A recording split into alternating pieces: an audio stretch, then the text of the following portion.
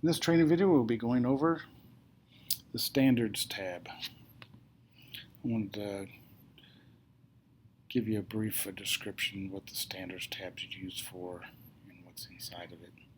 So if you want to click on the Standards tab at the top, this will give you your forms order and list all of your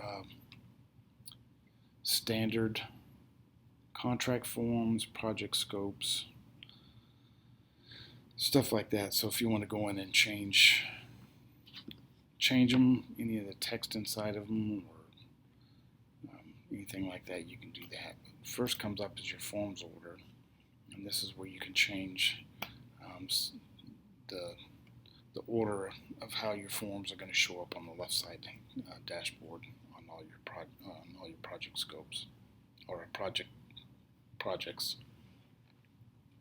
So if you want like work authorization up at the top, you can put them in the order that you want. So populated over here, changed. So you can change these if you want to make the moisture map up at the top.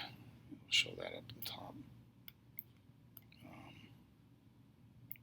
I put them in what I thought would be a decent default list, but you can change them in whatever form order that you like.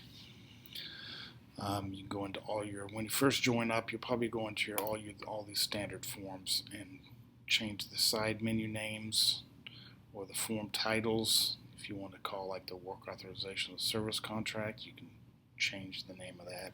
Just delete this and changing the name to service contract. Change the title of that form to that. Change it back to work authorization. We have the side menu name because just in case you have a form that you have two of them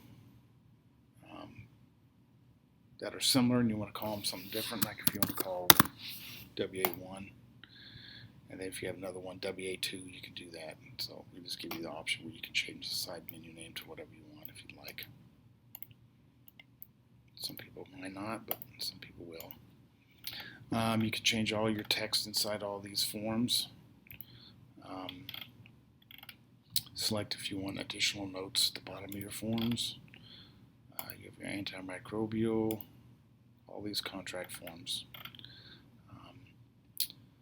Project scope. This is where you can customize your project scope. We give you a default mitigation project scope. You can go in and change line items. You can clear it, make your own from scratch, or you can add new types. If you want to add a new type, say you want to make a roofing scope, you can create a new one. And it'll let you add all your, you can add headers, you can add new line items, you can add regular hours pricing, you can have after hour pricing, unit of measures. So you can make as many of these scope forms as you want. You can customize them. The one we give you is mitigation, but you don't even have to use this one. You can clear it if you'd like, and you can start from scratch with it. Build it exactly what you want. You can put headers in here and make different sections, walls, ceilings, baseboard, insulation. But if you want to revert it back to what we gave you, you can click the revert back button and then confirm it, and it'll give you back what we default. But it's kind of nice because you can make as many different types of scopes as you want. And when you add a new project, you have the option to select what scope form that you want to use for that project. Moisture map here, you have this button. This will, on your moisture map, you have different drop-down menus that you can have. You have one for structures, call your walls, what you want to call them, flooring, ceiling.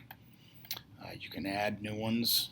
You can delete some. You can make, if you got some of these you don't even ever use, you can delete them. You can revert back to our list, or you can add new ones. You can add a test. it'll add a new one. Once you go back in here or click on here, it's gonna, let's see, let's go back and click back in here. It's gonna put it in alphabetical order, or you can delete it. You can get rid of it. Same thing for materials drop-down management. It has all the materials that you would use. You know, different parts of the country, and different countries use different materials. So you can make the list as long as you want or short as you want. You can add new ones. We give you this 24. These are frequently used materials. But this is where you can edit your drop-down list on your moisture map forms. You can build new forms. Go to your form builder, let you create new forms. So if you want to build a new form over here, you want to call it test 1. You can call it whatever you want, but let's just call it test 1 for this purpose. Side menu name, form title, and then you click this add button right here, top right hand corner, and as you see, it added to the left column down here, and you can change the order. You can put it up here if you'd like. Go into it. You can copy and paste text in here. You can use your tokens, your statements. We have accept. So if you want check boxes with accept and decline, we have an initial spot where you can collect initial input fields. Yes, no check boxes, a check box by itself with text after it. But this is where you can create an unlimited amount of contract forms. You can click the additional notes at the bottom. If you want signatures at the bottom, you can click that and it will have signatures at the bottom. You can change the icon of the little folder thing here. It always starts off with the first letter of your form. But you can make it a different color, so you want to make it green or blue. You can click, you can change the color of the folder if you like. Or you can delete it if you don't need this. If you're just testing and trying it out and you want to delete this form, you can delete it and got rid of it over here on the left hand side. So this gives you the option to build as many forms that you want in your standards. That's it for the standards tab. That's what the standards tab is for. Most people will go into this when they first join, so they can look at all the forms we give you and they can customize them the way they want, or they can use what we give them. You can take this out, copy and paste their own text if they have it, or type it in here.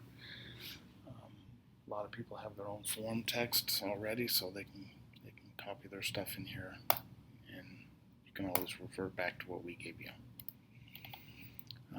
But once you go in here and change these to the way you want them, you probably won't have to go into your standards tab very often, unless you're going to do stuff with your project scope forms. Adding new line items, deleting line items. But that was it for this training video. If you have any questions, comments, or suggestions, feel free to contact us through the Contact Us button in the upper right hand dashboard.